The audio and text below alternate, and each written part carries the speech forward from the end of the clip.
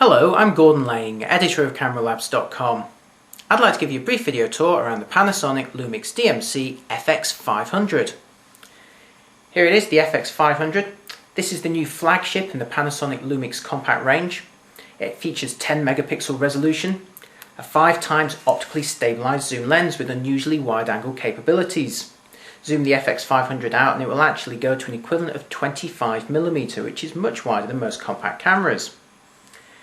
The FX500 is equipped with a 3-inch screen round the back, and it's the first model from Panasonic that's touch sensitive, and I'll give you a demonstration of how you might use that later on in the video. The FX500 also boasts full manual control, along with aperture and shutter priority modes, and of course Panasonic's latest intelligent automatic feature. Topping off all of this is high definition movie recording, like the Lumix TZ5 and FX35 before it. The new FX500 can actually record video in the 720p format. So there's a lot of features to cover with this camera, so without further ado, let's take a look at the controls. On the top of the FX500 you'll find a power switch, a shutter release button and a zoom rocker. Now the FX500 may have a touch sensitive screen, but it still has a number of controls on the back. Starting at the top you'll find a switch that goes between either playback or record modes.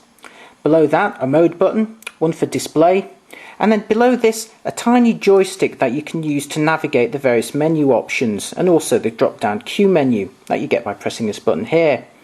Now this joystick is very small and it is slightly fiddly to use, so if you've got bigger fingers you may want to try that in person first. Turning to the right side of the camera, behind this door you'll find the ports. At the top, the port for the component HD output, although you'll need an optional cable for that. Below that, a combined USB and TV output, and below that a DC input. On the underside of the camera, like most Panasonic models, you'll find a combined compartment for the memory cards. That of course takes SD memory, and also the battery. This is the same battery as used in the Lumix FX35. We're outside with the FX500, so let's power it up and check out its optical zoom range. Here it is, fully zoomed out at its widest equivalent of 25mm and capturing a large field of view. Now let's zoom it into its maximum equivalent of 125mm, so that's a really useful 5x optical range to have at your disposal. Now you'll notice some camera shake here, but the FX500, like all Panasonic compacts, has stabilization.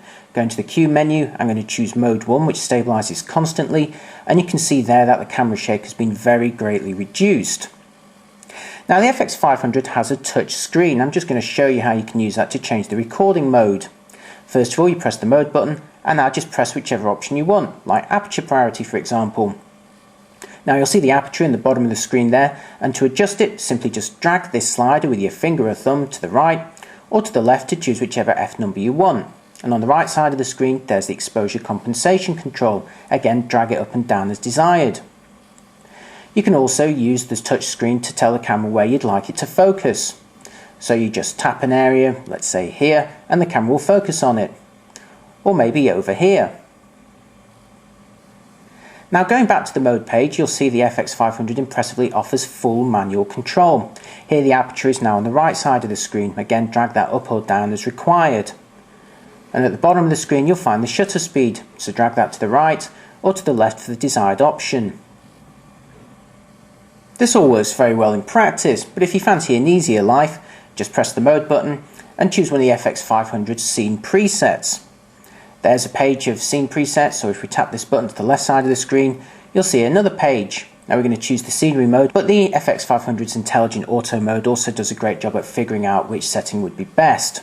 Like most compacts, you can overlay various graphics on the screen. You can overlay a grid to help with alignment, and on the right hand side you'll see a live histogram. Press the display button again, you get some detailed shooting information. To see the FX500's menus, you just press the joystick in here, and you'll see a number of options, and many of these options are also replicated in the drop down Q menu that I'm going to show you in just a moment. Now to access the Q menu, you just press the Q menu button in the bottom right corner of the camera, and this will show you a number of options that are sensitive to that particular mode. Now I want to show you all of the options here, so I'm going to change the mode to program. Again, just tap program here and we're into program mode. So now let's go back into the Q menu and see the options that are available. So from left to right we've got the stabilization mode, the drive mode, autofocusing, we just switch that from face detection, the white balance, sensitivity, intelligent exposure, the quality, and also the LCD mode. Now I've got it here set to A for auto, and this will adjust the screen's brightness depending on the surrounding brightness, and in practice that works pretty well. The touchscreen isn't just for recording mode though, you can also use it in playback. When you're playing an image on the FX500 you can press the display button to show shooting information, and also a histogram if you have that enabled in the menus. You'll also notice these buttons on the side of the screen, left and right buttons, and if you press them you can actually scroll between the pictures that you've taken. You can also use the touchscreen to zoom in on your picture. Press this button in the bottom right hand corner and it says touch the area that you want to zoom in on. Let's take a closer look at this bit of land up here. Tap onto it and then I can use these up, down, left and right buttons here to move around the picture, and I can also use my thumb or finger to drag the image around to the desired area. Then just press this button in the bottom right hand corner to give the full view again. Now there's several different modes on the FX500 during playback and light recording. You just press the mode button and you're presented with some touch sensitive options. I'll show you dual play first of all, and this works the same way as the Lumix TZ5. Press this button and you essentially get two thumbnails, and the camera is designed to be held on its side here. But this is also touch sensitive. I can use these buttons to go back and forth and compare different images, so that's quite neat to have. If I cancel out of that I'll show you one of the other features. You can actually categorize your photos with the FX500 by using the Easy Organization option. This allows you to tag photos as your favorites or as being ones taken with a certain type of scene. Then when you go back to the mode you can go for the category play feature here, and this actually lets you do a slideshow based on a certain type of category. Finally, I'd like to show you movie playback on the FX500. Here's a clip that I took earlier using the FX500's top quality 16:9 720p mode. Now you're not going to see the quality here on this video, and neither will you see it on the FX500 screen, but if you have this connected to a high definition TV or if you're playing it back on your computer, the quality really does look very good indeed. Not as good as a proper high definition or even a very good standard definition camcorder, but it's still a very impressive facility nonetheless. The Panasonic Lumix FX500 is a desirable and feature-packed compact camera. The 5x zoom is an ideal general purpose range to have at your disposal, and those 25mm equivalent wide angle facilities are ideal whether you're capturing a big landscape view, a large building inside or outside, or even just a big group shot of people. The touch screen also works very well on the FX500. Unlike the touchscreen models from Sony, which use the touchscreen for pretty much everything including navigating the menus, Panasonic has opted for two different control systems. It only uses the touchscreen where it's actually genuinely beneficial, things like adjusting the aperture, choosing the mode, touching an autofocus point. However, it falls back on more traditional joystick and button controls for navigating the menus, and in practice that combination works very well. The manual control is also very good on the FX500. It gives you full control once you want to get creative, but you've still got that excellent intelligent auto mode to fall back on. And the HD moving recording mode is the icing on the cake, although again, as I mentioned earlier, it's no substitute for a real camcorder, and unfortunately, unlike the Lumix TZ5, you can't optically zoom this lens once you've started filming a video. So far so good, but there are some downsides.